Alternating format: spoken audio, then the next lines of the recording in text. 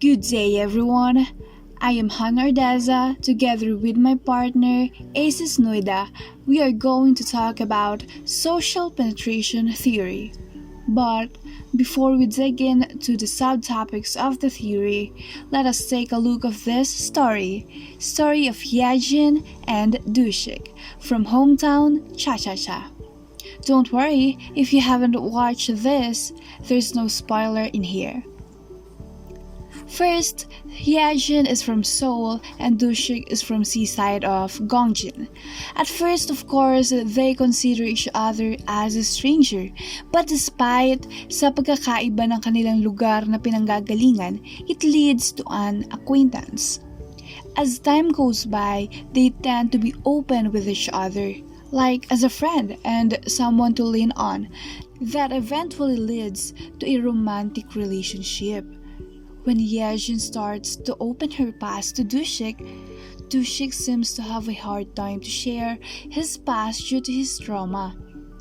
And it goes down to the question, how can they resolve the conflict in their relationship?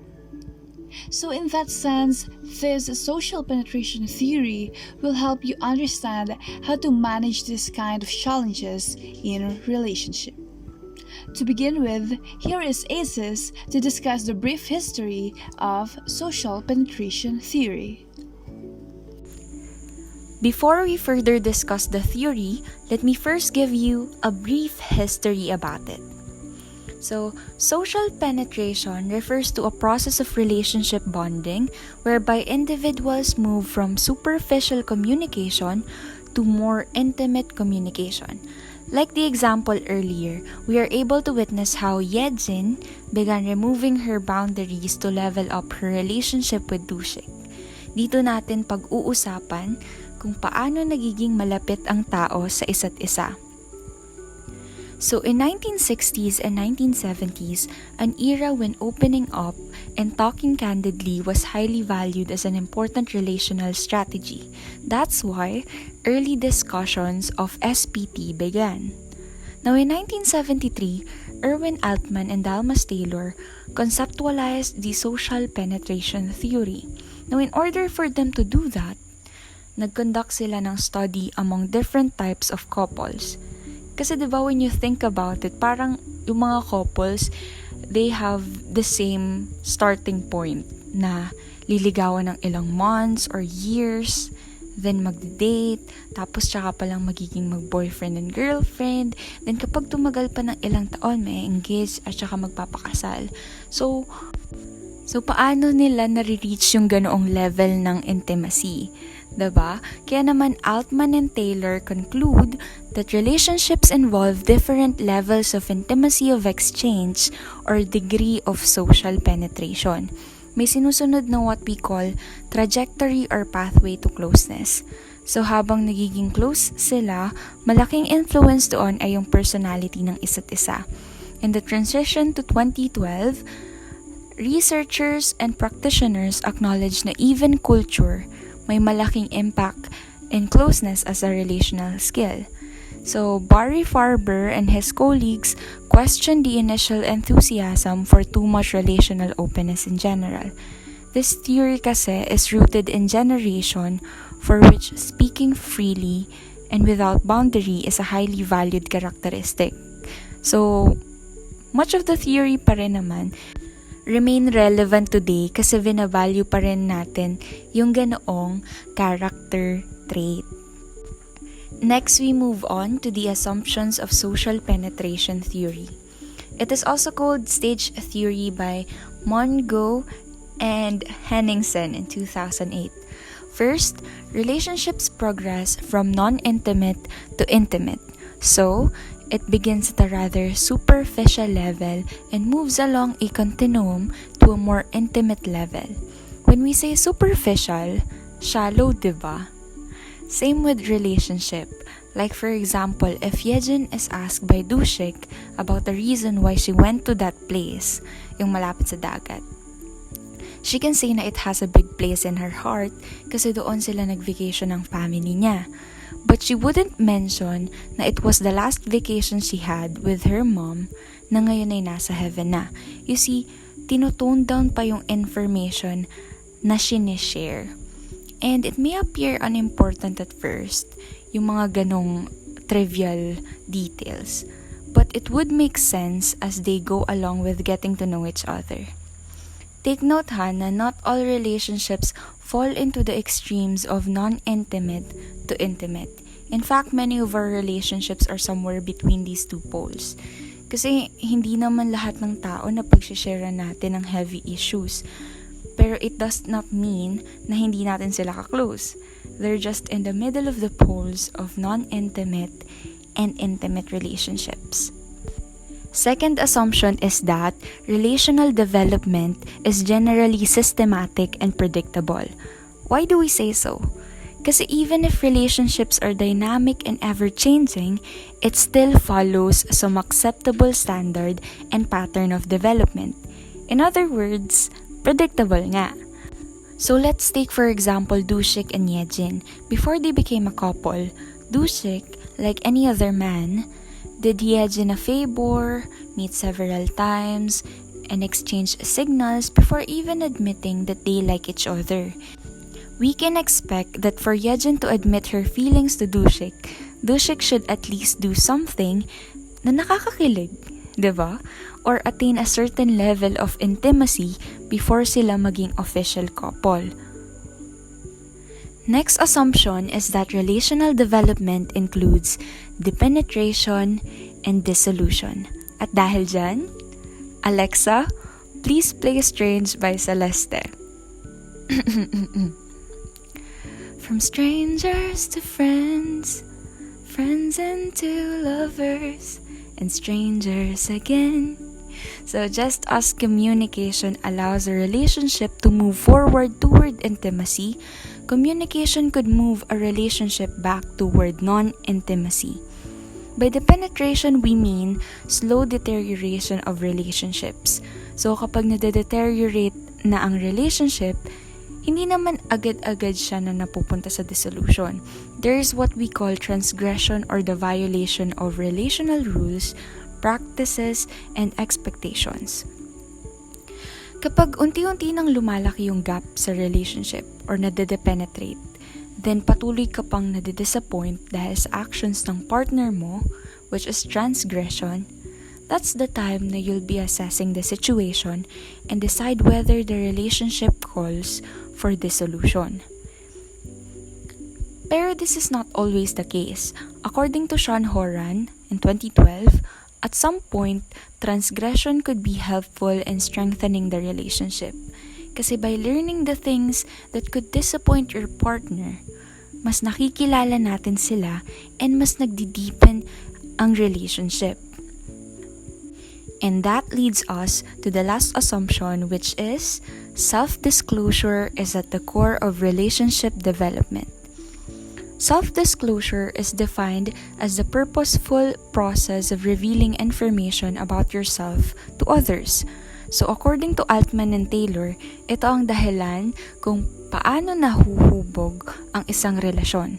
Kasi, 'di ba, the more you reveal, then most likely maiintindihan ka ng partner mo, maiintindihan niya where you're coming from. And you could actually avoid having such conflicts related with misinterpretation. We should take note that self-disclosure could be strategic and non-strategic. Kasi diba minsan we tend to plan out what we will say to another person. Pero there are instances where our self-disclosure is spontaneous. A very popular example of that is the stranger on the train or plane or bus phenomenon or stranger on the train phenomenon, which refers to those times when people reveal information to complete strangers in public places. Siguro some of the reasons why people engage in this activity is because the interaction is one time only, plus there is no judgment daw, since hindi ka naman kilala.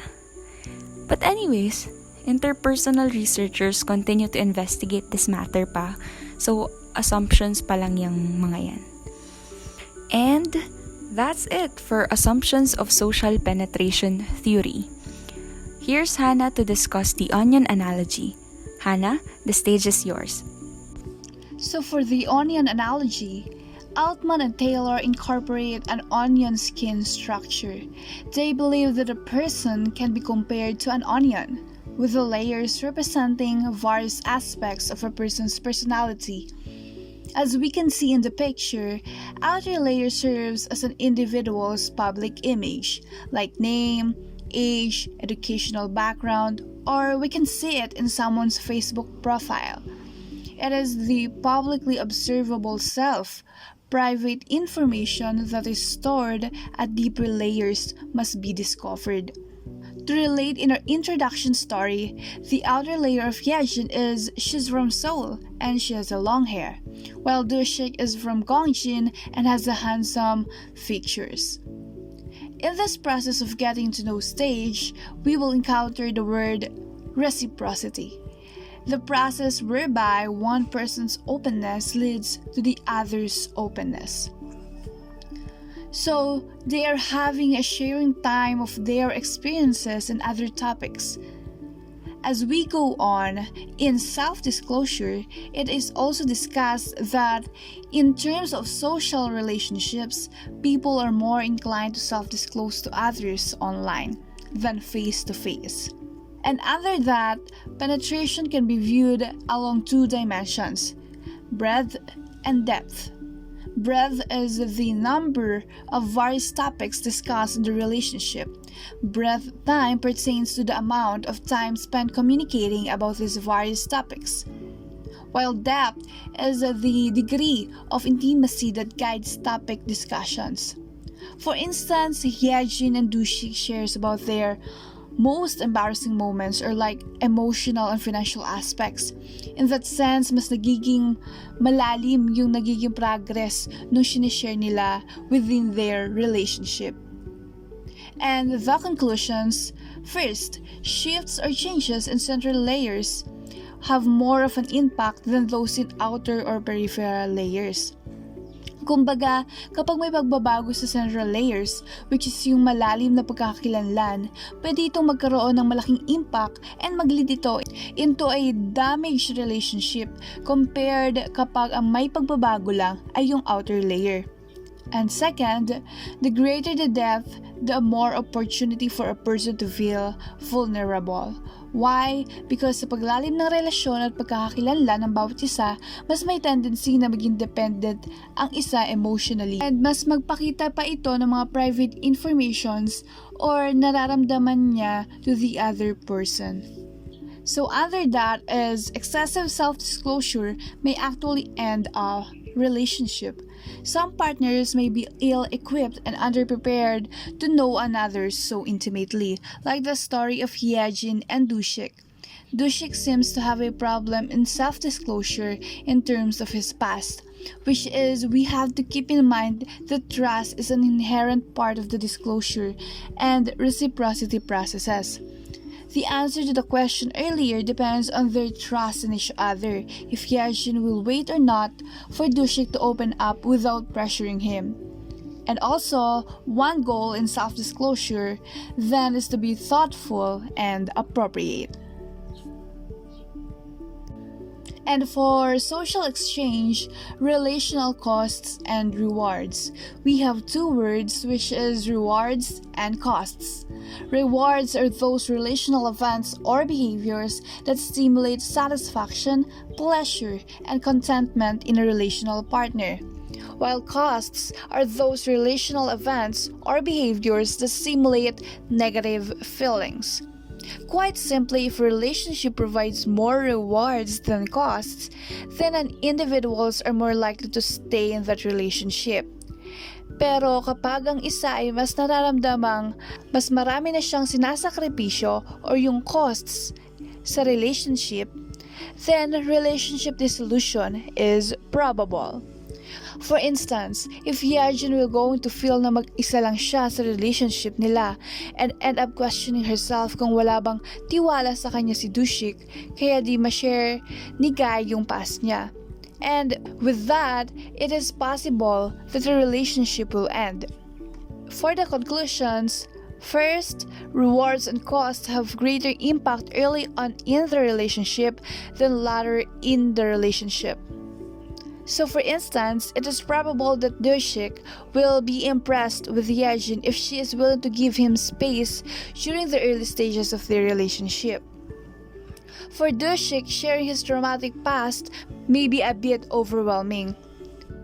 So Yejin therefore decide na ang uncertainty ni Dushik sa kanyang past sa pag-share is too much now of a cost to endure and can also lead to the dissolution of the relationship. Second, relationships with a reservoir of positive reward or costs experiences are better equipped to handle conflict effectively. There may be more trust in handling a conflict in established relationships. Like, kapag mas marami nang napagdaanan na conflict, mas madali na para sa isang relasyon na mag-solve ng iba pang problems. However, keep in mind that both partners may not see an issue similarly. A cost by one person may be viewed as a reward by the other. So that is the cost and rewards. As we mentioned earlier, social penetration theory is viewed as a stage theory. Furthermore, relationship development occurs in a systematic manner and decisions about whether people want to remain in a relationship are not usually made quickly. However, not all relationships go through this process, and those that do are not always romantic relationship. So to help you understand it better, let's talk about the stages of social penetration process. First stage is orientation, revealing bit by bit. Para mas madali, we decided to divide it into 3 different sections: scope of information, action, and evaluation to the person. In the first stage, the scope of information na binibigay natin occurs at the public level and only bits of ourselves are revealed to others. So during this stage, comments are usually on the cliche level. Yung mga the usual lang. Sa action, it is in a socially desirable ways and we are actually cautious of disturbing any societal expectations. And there is no evaluation to the other person during this stage. So example, kaming dalawa ni Hannah. Obviously, partners kami sa pagre-report.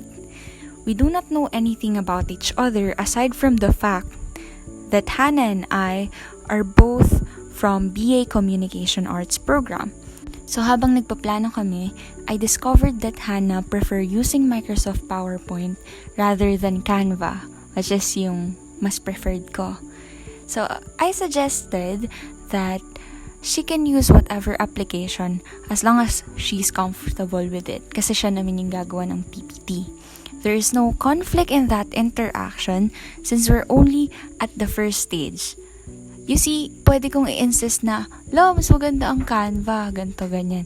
Pero dahil nasa first stage pa lang kami, and ina-avoid ko yung conflict, hindi ko siya sasabihin.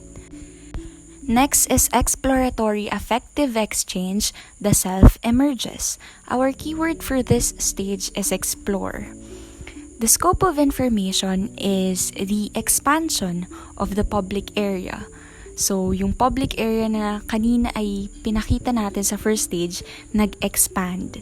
It occurs when aspects of an individual's personality begin to emerge. Sa action, people begin to explore each other and small pieces of their private life become more public.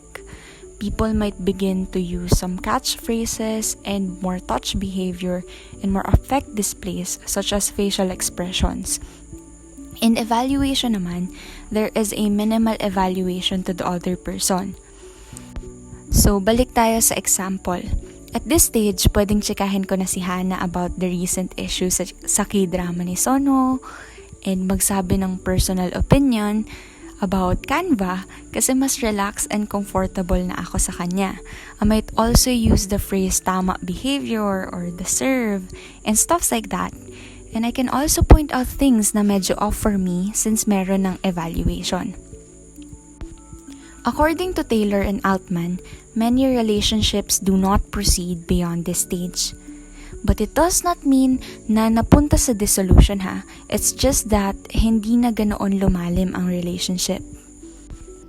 And for the third stage, affective exchange, commitment, and comfortability. Mas evident ito sa mga close friendships and intimate partners.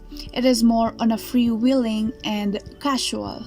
The interactants are comfortable with each other. So for the scope, they're willing to expose their relational values, their perceptions of the other's dating experiences, among other things. So for the act, use of personal idioms, which are private ways of expressing a relationship's intimacy through words, phrases, and behaviors, such as kapag sa mga couple, honey, bubbles, pancake, love, and for example, as weeks goes by, ako at si Aesis, mas nabubuo yung friendship namin. At may tawagan na kaming sis, mare, te, like that. And their interpersonal barriers appear to be down and both are comfortable sharing very personal comments about each other. May a-apply din sa stage na ito yung mga kunting ngitian ng mga magkakaibigan ay alam na ang ibig sabihin. Sometimes it doesn't need words. And for the evaluation, affective exchanges may include both positive and negative exchanges. In this stage, criticism and disapproval exist, but without any thought of threat to the relationship as a whole. And for the fourth and last stage, stable exchange, raw honesty, and intimacy. Stage of social penetration that results in complete openness and spontaneity for relational partners. Ito ang stage for partners that are highly intimate and synchronized. So for the scope, willing to expose intimate parts of themselves, ito yung pag-share na wala ka nang tinatago. For the act, partners are able to assess and predict the behavior of the other fairly accurately. They have begun to peel away the levels that they have used to protect themselves, which is on our onion analogy. And the dyadic uniqueness or distinctive relationship qualities such as humor and sarcasm. It is a give and take experience whereby both partners continue to work on balancing their individual needs with the needs of the relationship. Ika nga, it takes two to tango. And for the evaluation, there are relatively few misinterpretations and communication meaning at this stage. For instance, hindi na kami nahihiya ni Aesis mag-share ng mga thoughts and personal experiences namin kahit anong oras, kahit madaling araw pa. Kasi we know that it is to improve our rapport and also the bond we formed along the way. And at this stage, two independent people begin to emerge as one. And that is all for the stages of social penetration process. Let us move forward in the integration. Integration of SPT. The communication tradition is socio-psychological. The communication context is interpersonal, so usually between two people siya, kagaya ng mga examples natin earlier. And the approach to knowing is positivistic or empirical, so it could be derived from experience of natural phenomena and their properties and relations, or true by definition. For the critic, under this is scope and heurism. For scope, it makes it difficult to adequately test it as a whole. It is according by Mangu and Henningsen. Under the critic, some scholars contend that self-disclosure, one of the key themes of the theory, may be too narrowly interpreted. But Altman has a response on this. Altman explained that being open and disclosive should be viewed in conjunction with being private and withdrawn. Next critic is that the concept of information, openness, and closedness cannot be understood in isolation. There is much more going on in a relationship than simple self-disclosure. And Altman, in a sense, has underscored this thinking by concluding that there are two competing cycles of openness and closedness in both friendships and romantic relationships. Next is the heurism. So when we say heurism, it is the educational principle of acquiring knowledge through empirical study and practical experience. For the critic, researchers have studied and written about the effects of self-disclosure, for example, on various types of relationships and across a variety of populations. Families, physicians, alcoholics, and teachers have all been investigated. In this heurism part, it concludes that maraming mga researches and practical experiences ang gumamit nitong social penetration theory. And for the conclusion, So to sum it all up, social penetration theory, despite some criticisms, remains an integral theory pertaining to relationship development and has generated scholarly interest. Indeed, relationship development can be exhausting, invigorating, and challenging at times, and SPT helps people understand those challenges. That's it for social penetration theory. Thank you for listening.